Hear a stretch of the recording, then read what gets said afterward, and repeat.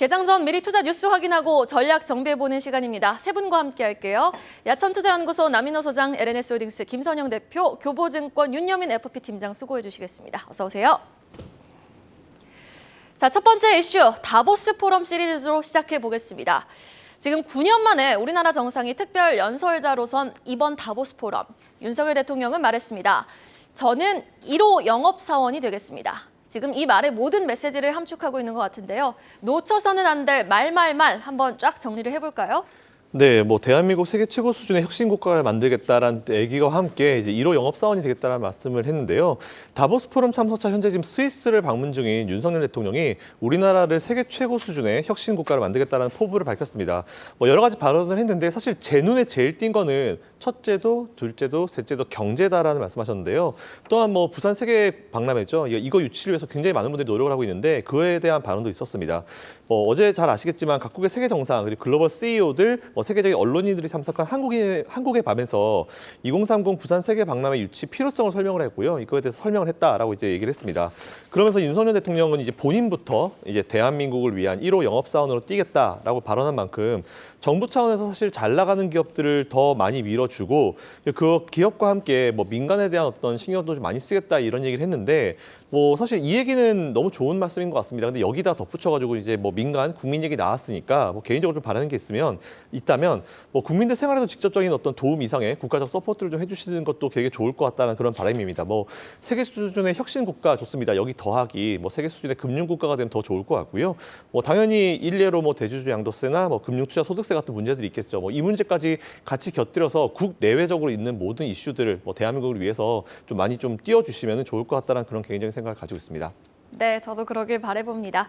여기다 윤석열 대통령 특별 연설에서는요. 글로벌 공급망 복원이 지금 우리 세계가 직면한 가장 시급한 문제라고 지적을 했고요. 또 그러면서 한국이 반도체, 2차 전지, 철강 같은 분야의 글로벌 공급망 핵심 파트너가 될 것이다라고 말했습니다. 또 강조한 게 에너지 안보인데요. 원자력 발전과 국가 간에 또 수소 활용 협력이 있는데 지금 이런 부분을 강조해서 연계해서 지켜볼 만한 종목 국내 증시에는 어떤 게 있을까요? 예, 일단은 여러 섹터에 대한 말씀을 하셨지만 이제 제 눈에 좀 들어온 거는 이제 반도체 바이오 쪽이라고 좀 말씀을 드릴 수 있을 것 같습니다. 특히 이제 이 글로벌 공급 핵심망 파트너로 좀 이제 급부상하겠다라는 말씀하셨는데 저는 일단 이 중에서 반도체에 좀 말씀을 좀 드려보도록 하겠고요. 저는 반도체 중에서 SK 하이닉스를 좀 한번 말씀을 드려보도록 하겠습니다.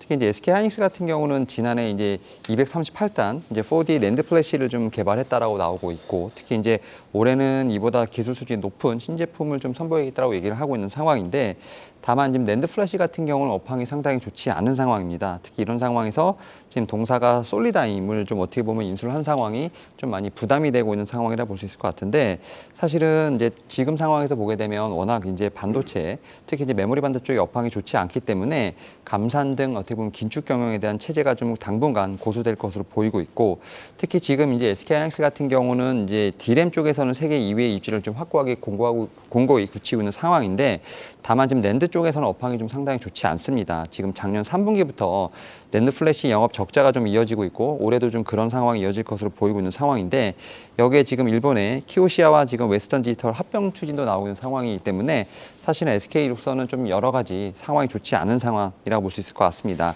다만 그럼에도 불구하고 장기적으로 봤을 때 낸드 플래시는 분명히 커지는 시장이라 볼 수 있을 것 같고 솔리다임 인수가 지금 이제 어떻게 보면 도약에서 가장 핵심 어떤 역할을 할 것으로 보이고 있기 때문에 기술력에 있어서는 좀 제가 볼 때는 특별히 말할 필요가 없는 상황. 하지만 좀 업황에 대한 부분이 좀 여러 가지 좀 따르지 못한 상황인데 볼 수 있을 것 같은데 저는 이제 SSD 쪽에서 수요가 장기적으로 늘어나게 된다고 하면 특히 이제 데이터 센터 쪽이라고 말씀드릴 수 있을 것 같은데 그런 측면에서 SK 하이닉스 같은 경우는 충분히 글로벌 핵심만 파트너로서 좀 역할을 할 수 있지 않을까 좀 생각을 하면서 반도체 쪽에서는 대형주 SK 하이닉스 좀 말씀을 드려보도록 하겠습니다. 네, 알겠습니다. 인텔이 또 신제품을 발표했고 거기다가 이제 외형 확장에 속도를 내고 있는 SK 하이닉스 긴 관점으로 보았을 때 긍정적인 관점이 유효하다. 조정 시 매수 관점 유효하다라고 말씀 들어봤습니다.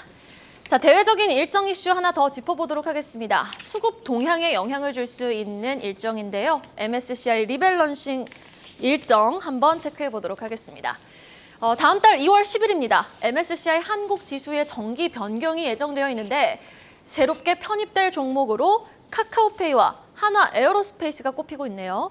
네, 그렇습니다. 불과 며칠 전에 여러분들께 바로 카카오페이 그리고 하나 에어로스페이스를 외국인 투자가들이 꾸준하게 매수하고 있습니다. 이 말씀을 드렸는데 그 이유가 오늘 밝혀졌습니다. 다음 달 2월 10일이죠. 바로 MSCI 전 세계 글로벌 매크로 펀드들이 가장 벤치마크하는 그런 편입 지수가 되겠습니다. 거기에 들어가게 되면은 일단 뭐 자본금 1,000억 이상 펀드에서는 기본적으로 그 종목은 편입을 시키고 본다. 이것이 관리 사항입니다. 그런데 MSCI에 들어가는 가장 핵심이 뭡니까? 두 가지입니다. 바로 시총 규모하고요. 유통 비율입니다. 그런데 이 두 종목이 모두 다 카카오페이라든가 한화 에어로스페이스가 시총 규모라든가 유통 비율이 다 해당이 된다는 겁니다. 이렇게 들어가면 또 누군가는 빠져나오겠죠. 바로 보안업체인 SO는 아마 편출될 가능성이 높다. 여기서 주의할 점이 있습니다. 자, 그럼 MSCI에 들어가니까 오늘부터 한화 에어로스페이스, 카카오페이 마구마구 올라갈까요? 그렇지 않다는 얘기입니다.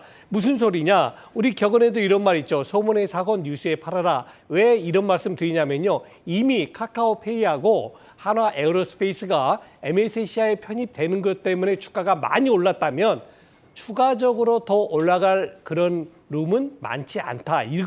이게 중요하다는 얘기입니다. 그래서 MSCI에 들어간다 해서 오늘날 빨리 사가지고 들어갈 때 이익 봐야 되겠다. 이렇게 생각하시면 안 되고요. 주가 반영 여부를 조금 더 꼼꼼히 따져보셔야 된다. 이 이야기를 다르게 말하면요. 그럼 거기 들어가면 떨어진다는 얘기냐. 그거는 더더욱 아닙니다. 그래서 여러분들 가지고 계신 종목에 대해서 하나 에어로스페이스 그리고 카카오페이가 다음 달에 그 MSCI 종목 편입 지수에 들어간다는 말씀을 드리겠습니다. 네. 그런데 또 최근 카카오페이와 한화 에어로스페이스의 외국인의 매수세가 이어진 점을 고려했을 때 신규 편입에 따른 주가 상승폭은 이러한 모멘텀에 따른 추가 상승폭은 크지 않을 수 있겠다라는 분석 내용도 함께 나왔으니까요. 이 부분까지 참고해 보시면 좋겠습니다. 자, 이어지는 소식입니다. 1년 이상이 걸릴 것으로 예상이 됐던 정상화를 한창이나 앞당겼습니다. 오늘부터 정상 가동되는 포항 제철소 소식 만나보겠습니다. 여러분, 작년 9월 기억나시나요? 아주 기록적인 폭우로 물폭탄이 쏟아지면서 포항 제철소가 물에 잠겼었죠. 쇳물 생산이 멈추는 아주 초유의 사태가 발생을 했었는데 정말 다행입니다. 생각보다 정말 빠른 시일 내에 정상화 작업이 마무리가 됐어요. 네, 맞습니다. 예전부터 포스코 홀딩스를 진짜 오랫동안 맞아요. 설명드렸죠. 네, 뭐 앵커님 바로 아시겠지만 이렇게 오랫동안 설명을 드려온 입장으로서 사실 처음에 이 소식 나왔을 때 좀 마음이 상당히 불편했습니다. 이게 1년 동안 길어진다라고 하면 어떻게 되는 거지? 또 방송에서 뭐라고 얘기되는 거지? 굉장히 좀 고민이 많았었는데 역시 우리나라는 뭉치는 데 일가견이 있는 것 같습니다. 태풍 침수를 피해를 본 포항 제철소가 17개 아변 공장 복구를 완료했습니다. 그에 따라서 오늘부터 완전 정상 운영을 한다고 하고요. 작년 9월 6일 날 태풍 흰남노로 침수 피해를 본 지 135일 만에 완전 복구를 한 건데 지난해 말에 15개 공장을 복구한 데 이어서 이번 달에 19개 도금 CGL 공장 그리고 이제 스테인리스 1냉형 공장을 차례대로 복구했다라고 이제 어제 발표를 했습니다. 잘 아시는 대로 포스코 같은 경우는 아변 설비를 통해서 열연강판이나 냉연강판을 만들어가지고 판매하는 기업인데 흰남노 때문에 아변 공장의 피해가 가장 큰 피해를 봤으니까 당연히 실적에 직격탄을 맞을 수밖에 없었습니다. 또한 열연 공장을 사실 다시 지어야 되는 거 아니냐라는 이런 굉장히 우려 섞인 목소리까지 나온 최악의 상황에서 임직원과 연인원 140만 명의 헌신적인 노력 그리고 이제 50년 동안 축적된 엔지니어분들의 조업과 정비 기술력을 통해서 예상보다 훨씬 더 빠른 시점에 복구를 할 수 있었습니다. 여기서 또한 또 추가적으로 현재 포스코 그룹 회장이 이제 최정우 회장님인데 이분과 함께 세계 철강협회 회장단으로 활동 중인 그 사잔 진달이라는 분이 있습니다. 이제 인도 분인데 이분이 이제 JSW라는 기업의 회장입니다. 이제 여기에서 이용하는 열연 공장용으로 제작 중인 설비를 포스코한테 내주면서 더 빠른 복구를 할 수 있게 됐습니다. 어쨌든 포스코 회장님이 그럼 이렇게 되면 어쨌든 대외적으로 활동도 굉장히 잘하고 계시다는 걸 좀 증명할 수 있었던 것 같고요. 그리고 이제 같이 활동하고 계시는 이제 직원분들도 이번 노력을 굉장히 많이 하셔가지고 포스코가 정상 운영이 됐으니까 이제부터는 투자하고 계신 분들은 그래도 좀 더 마음을 놓고 투자를 해보시면 좋을 것 같다라는 의견 드리겠습니다. 네, 포스코홀딩스에 다시 한번 이제 마음 놓고 편하게 또 긍정적인 진단을 내려주셨습니다. 이어서 기업들의 개별 소식 하나씩 짚어보도록 할게요. 현대건설 소식입니다.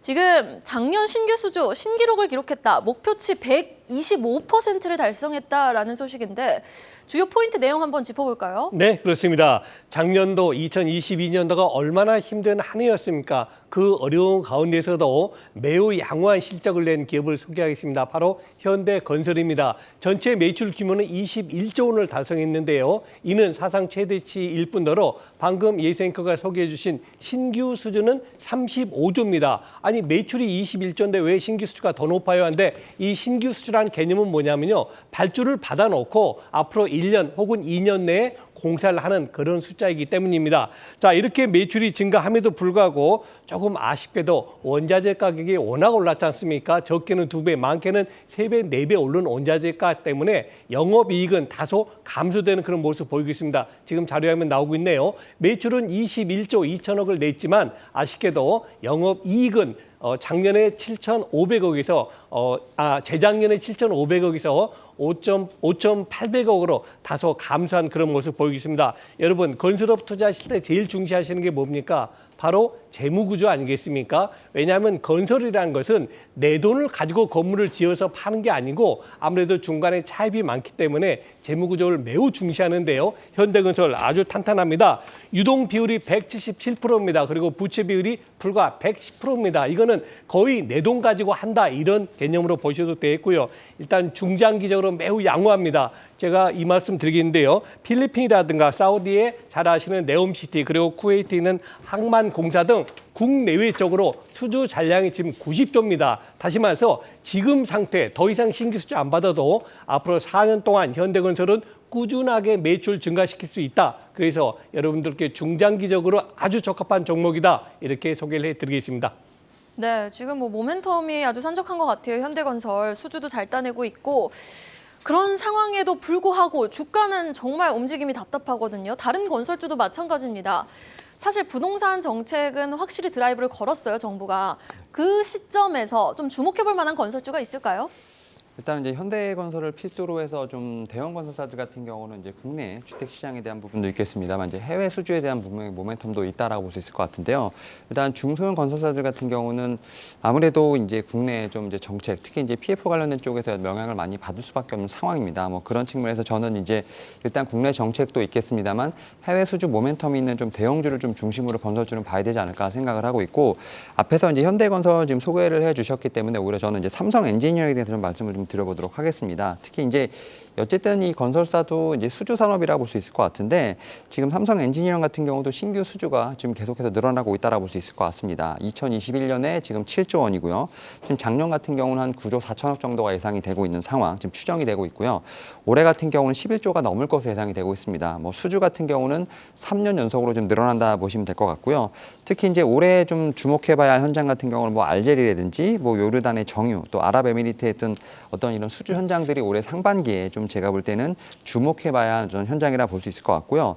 특히 동사 같은 경우는 이제 중점적으로 하는 것 중에 하나가 이제 기본 설계, 그다음에 조달 시공을 이제 한 프로젝트로 묶어서 하는, 그러니까 페드 투 EPC라는 전략을 좀 진행하고 있는 부분이 있는데 이게 한 7건이 된다고 합니다. 결국 그런 측면에서 봤을 때 수주에 대한 기대감은 여전히 높다라고 말씀드릴 수 있을 것 같습니다. 그리고 매출 같은 경우도 뭐 작년 4분기에 지금 2조 4천억 정도를 좀 기록할 것으로 보이면서 뭐 그래도 전년 동기 수준 지금 어느 정도 유지할 것으로 보이고 있고 영업이익 같은 경우는 거의 뭐 50% 이상 증가를 하면서 컨센서스를 좀 맞출 것으로 보이고 있기 때문에 해외적인 어떤 수주 모멘텀은 충분히 있지 않을까라는 좀 생각을 하고 있습니다. 다만 이제 말씀하셨던 것처럼 주가 자체는 상당히 좀 코스피 대비해서 좀 아웃퍼폼하지 못하고 있는 상황이라 볼 수 있을 것 같은데 오히려 좀 건설주 같은 경우는 좀 장기 보유를 하신다는 측면에서 봤을 때 좀 상당히 좋은 자리라고 좀 말씀을 좀 드려볼 수 있을 것 같습니다.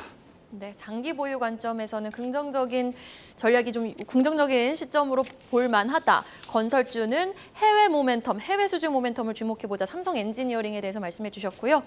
자, 다음 소식입니다. 오스템 임플란트 전날 또 52주 신고가를 경신했더라고요.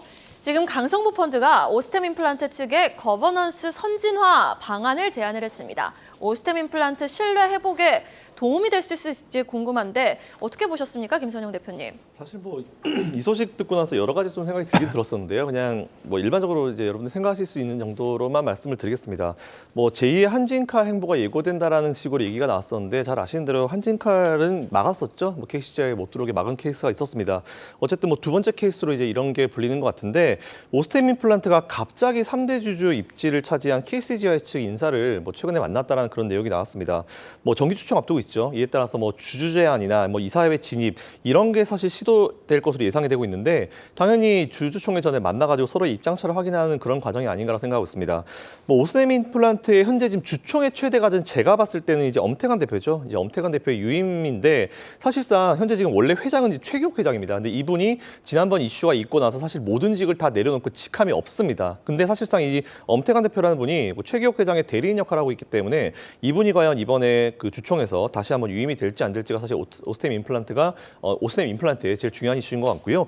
제일 중요한 거는 뭐 오스템 임플란트 좋은 거 알고 있습니다. 뭐 치과에서 굉장히 많이 이용하고 있는 좋은 제품일 거 알고 있는데 경영에 대해서 좀 많이 방만했죠. 이에 따라서 굉장히 큰 문제가 발생하면서 본의 아니게 굉장히 많은 개인 투자분들한테 고통을 정말 오랜 기간 동안 준 기업입니다. 근데 사실상 KCGI 같은 이런 행동주의 펀드들이 들어가서 정말 아무 생각 없고 그냥 뭔가 다른 뒷생각 없고 그냥 정말 주주들을 위해서 행동주의를 한다라고 하면 사실 문제가 될 부분은 전혀 없는 것 같고요.